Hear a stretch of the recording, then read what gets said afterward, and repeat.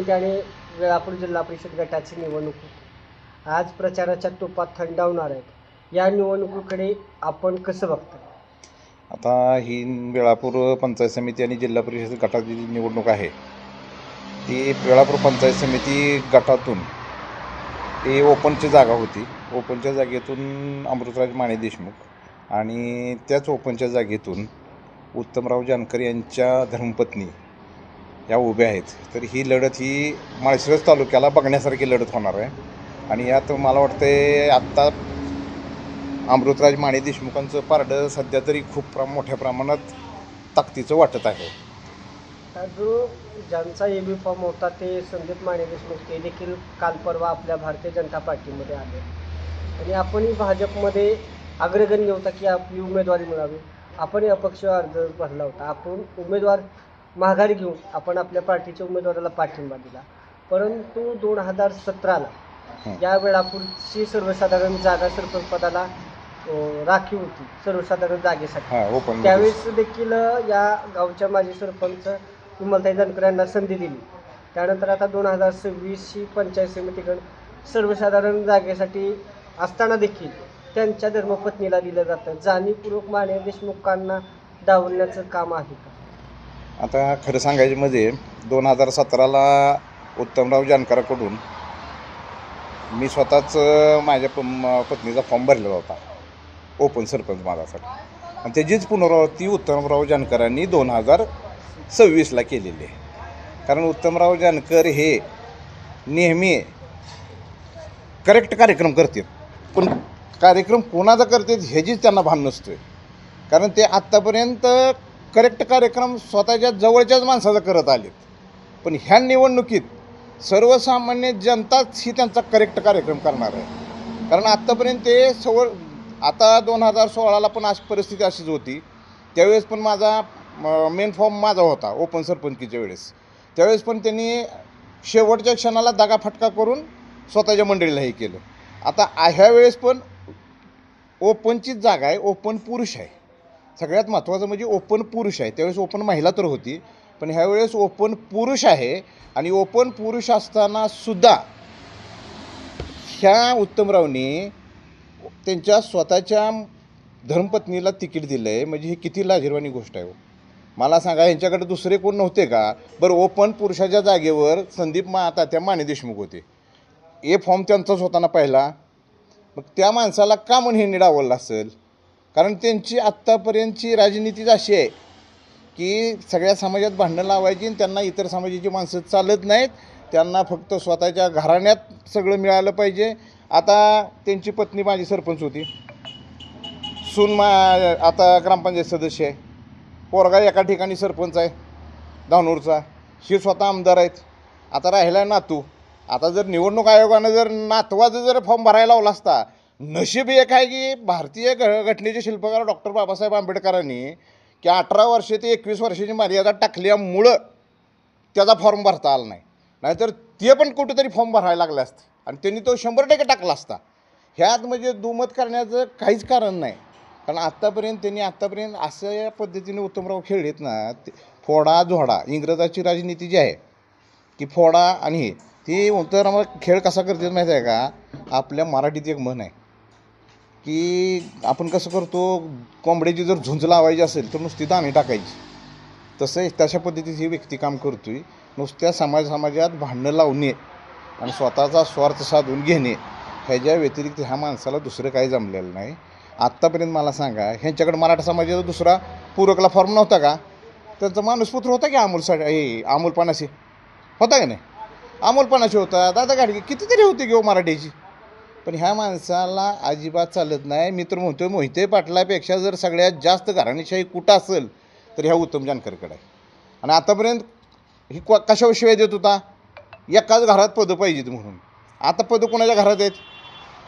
म्हणजे हा नुसता पाहायला गेलं तर तसं मोहिते पाटील घराण्याकडे 25 लोक आहेत. हां, पण 25 लोकांमधून दोघांचेच फॉर्म आहेत. परंतु इकडे 4 माणसं आणि 4ही माणसं एक आमदार होतोय, कोण पंचायत समितीला, एक जिल्हा परिषदेला, म्हणजे आणि चालूला ग्रामपंचायत सदस्य देखील घरात आहे. मग मी सांगितलं ना तुम्हाला की जर नशीब 18 ते 20 वर्षाची आड जर नसती तर त्यांनी नातवाला सुद्धा कुठंतरी अजून एखादा फॉर्म भरून पुढं आणलं असतं.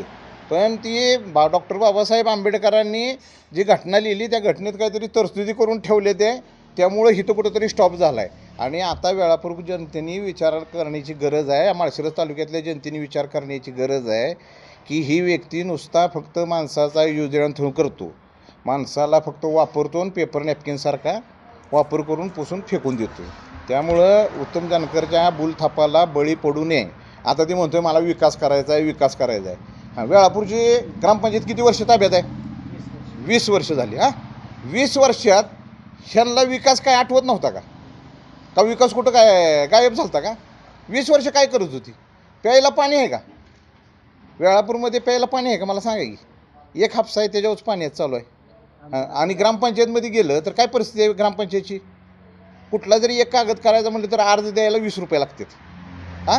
20 रुपयेपर्यंत त्याला तिकीट लावा, ती अर्ज द्या. म्हणजे नुसता काय पैशाचा काळा बाजार चाललेला आहे. मला सांगा किती भ्रष्टाचार आहे वेळापूर ग्रामपंचायतमध्ये. उत्तमरावांच्या मंडळी ज्यावेळेस सरपंच होत्या त्याच्यात विकास कोणाचा झाला? कोणाचा झाला ही जनतेला माहिती आहे की. आणि तिथून पुढचा विकास कोणाचा झाला ही पण दिसतंय.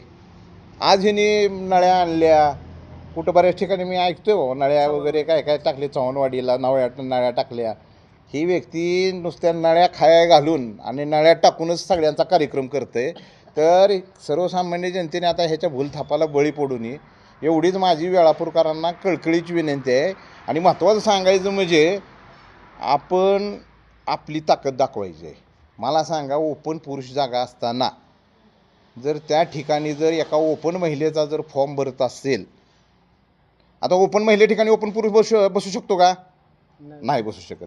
पण ओपनच्या महिलेच्या जागी ओपन पुरुष भरू शकत नाही. तरी पण ह्या पट्ट्याने ओपन पुरुषाच्या जागेने ओपन महिला टाकून म्हणजे गावकऱ्यांना दाखवून दिले त्यानं, वेळापूरकरांना सर्वसामान्य जनतेला दाखवलं आहे की तुमच्यात काय आहे का नाही. मी एका महिलेला सुद्धा माझ्या ताकदीवर पैशाच्या जोरावर मी निवडून आणू शकतो. तर आता आपल्या गावकऱ्यांनी सगळ्यांनीच विचार करण्याची गरज आहे की आता आपण कसं वागायचं आणि काय करायचं. कारण एवढीच संधी आहे आता. आणि हे जर एकदा जर हा बकासूर जर आता तर बसलेलाच आहे, पण आता ह्याला मारणं काळाची गरज आहे. त्यामुळे ह्याला हितं संपवून टाकला तरच आपला कुठंतरी गावचा विकास होईल, नाहीतर गाव पूर्णपणे भकासमध्ये जाईल. आज गावाची अवस्था बघा, गावातून नॅशनल हायवे बायपास होता तर ह्या पट्ट्यानं स्वतःच्या स्वार्थासाठी मधनं रोड घालून उड्डाणपूल केला. किती मला सांगा किती पिढीचं नुकसान केलं ह्या माणसानं. दादा, शेवटचा एक प्रश्न आहे की मातंग समाज आणि देशमुख समाज म्हणजे माने देशमुख समाज ह्या समाजाला त्याने जिरवण्याचा प्रयत्न केला आहे, संपवण्याचा प्रयत्न केला आहे, राजकीय असतील, की तुम्हाला ह्याच्यावर काय वाटतं? नाही, त्यानं म्हणजे असं वैयक्तिक कुठल्या समाजात सांगूच नका. त्यानं कुठल्या समाजाला वर येऊ दिलं तेवढं सांगा. हो का? तुम्हाला सांगतो, मुस्लिम समाजाला कुठं वर येऊ दिला? मातंग समाजाला तर कुठे वर येऊ दिले? आता मराठा समाजाला तर कुठं आहे? माळी समाजाला तर कुठं वर येऊ दिले? ह्यानं कुठल्या समाजाला वर येऊ दिले मला सांगा की असं नेतृत्व ह्यानं तयार. बाबा आता ओपनमध्ये भरला असतं ना दुसऱ्या कोणीतरी, तर त्याचं फक्त एकच तो स्वार्थी माणूस आहे, लाबाड लांडगा आहे नुसता. ती लाबाड लांडगं ती म्हणते गाणं आहे की पूर्वीचं, लगीन करायचं सॉंग करतंय ती, त्या पद्धतीनं ह्याचा कार्यक्रम चालू आहे वेळापूरमध्ये. अतिशय म्हणजे विकास प्रत्येक गावात जाऊन बाहेर सांगतोय मी, तालुक्याचा विकास केला, तालुक्याला असं झालं. अरे वेळापूरमध्ये येऊन बघा म्हणावं काय विकास आहे. परिस्थिती तुम्ही पत्रकारांनी बघताय की वेळापूरमध्ये काय विकास आहे. गेली 20 वर्षात विकासाची गंगाच वाहती. इथं तर काय ड्रेनेज आहेत, काय पाईपलाईन आहेत, काय रस्ते आहेत. रस्ते तर काय चेहरेच दिसतात रस्त्यामध्ये, तर इतके स्वच्छ सुंदर रस्ते आहेत. एस टी स्टँड तर गावाला म्हणजे मला वाटतं भारतात कुठं नसेल असं एस टी स्टँड वेळापूरमध्ये आहे. अहो एवढा मोठा आमदार आहे, एक नारळसुद्धा फोडलेलं नाही अजून कुठं. म्हणजे लाज वाटते राव ह्या माणसाविषयी बोलताना सुद्धा आम्हाला सुद्धा, की मला तर प्रतिक्रिया त्या माणसाविषयी तर बोलताना मलाच माझं कमीपणा वाटायला लागला. आमदार ज्यावेळेस सभा घेतात त्या सभेमध्ये म्हणतात की दहेगाव या ठिकाणी माझ्या मुलाला उमेदवारी दिली, तिथं टीका केली जाते आणि माजी आमदार राम सातपुते यांच्या पत्नीची जात काय अशी एक टीका केली जाते. काय सांगा? आता ही दुसऱ्याची जात विचारते म्हणल्यावर तर अवघडच झालं. मुळात हे जी जात काय आहे ती विचारायची की असताना ह्याचं खटकाचं दुकान कुठं आहे मग तेवढं मला दाखवा बरं चिकनचं. वेळापूरमध्ये कुठं ही धनगर खाटीक म्हणून सांगतो कुठं खटकाचं दुकान होतं? हां, उत्तम चिकन सेंटर. कुठं आहे उत्तम चिकन? तुम्ही वेळापूरमध्ये आहे ना? हां, कुठं होतं उत्तम चिकन? हां, नाव पण लय भारी आहे उत्तम आणि चिकन सेंटर काय. आणि दुसऱ्याला जातीचं विचारताय राव. जे वस्तुस्थिती आहे ती आपल्या ताटातलं पहिल्यांदा बघा आणि मग दुसऱ्याचं बघा. स्वतः जातीचा दाखला कसा घेतला आहे, इतर समाजावरच्या मानगुटीवर पाय देऊन तुम्ही स्वतःचा जातीचा दाखला घेतला आहे आणि दुसऱ्याचा ओरिजिनल दाखला असताना सुद्धा तुम्ही त्याच्यावर टीका करताय. तेवढा नैतिक अधिकार ह्यांना अजिबात नाही. ह्यांनी काय सांगितलं होतं आमदारकीच्या वेळेसुद्धा तुमच्या सगळ्या समाजासमोर, मातंग समाज घ्या, बौद्ध समाज घ्या, इतर अनुसूचित जातीमध्ये, की मी ही निवडणूक फक्त आमदारकीपुरतीच मर्यादित लढवतोय. जर जिल्हा परिषद पंचायत समिती आल्या तर मी कुठेही माझ्या घरातला उमेदवार नसणार आहे. आमदारकी संपून किती महिने झाले तेवढं सांगा आता. 13 महिन्यात ही माणूस जर बदलत असेल, ह्यानं 13 महिन्यात एक शब्द बदलला आहे म्हणजे त्याच्या अगोदरचे किती पक्ष बदललेत. मग ह्याच्यावर विचार करा हा विश्वासू माणूस आहे का नाही. त्यामुळं ह्यानं काय केलं आहे, इंग्रजी राजनीती वापरलेली आहे. लोकांना फक्त पैसे वाटणे, खाया घालणे आणि लोकांना नुसतं आश्वासित करणे आणि 4-5 अशी ठराविक वॉर्डमधनं माणसं सोडायची आणि कुठंतरी निगेटिव्ह रेशो पसरवायचा आणि त्याच्यावर ह्याचं कामकाज चालू आहे. पण मला वाटत नाही आता कसं आहे, सोशल मीडिया आला आहे त्यामुळं आता 100% सर्वसामान्य लोकांना सगळं माहिती आहे की कोण काम करतं आहे, कोण काम करत नाही. आणि आत्ता लोकांची प्रायोरिटी कसं आहे तुमच्या तरुण पिढीची, तर जो काम करतो आहे, जो खराच लोकांच्या कामाला धावून येतो आहे, लोकांसाठी कष्ट करतो आहे, अशाच माणसाला लोक आता निवडून देणार आहेत. हे मात्र काळ्या दगडाची पांढरी रेघ आहे.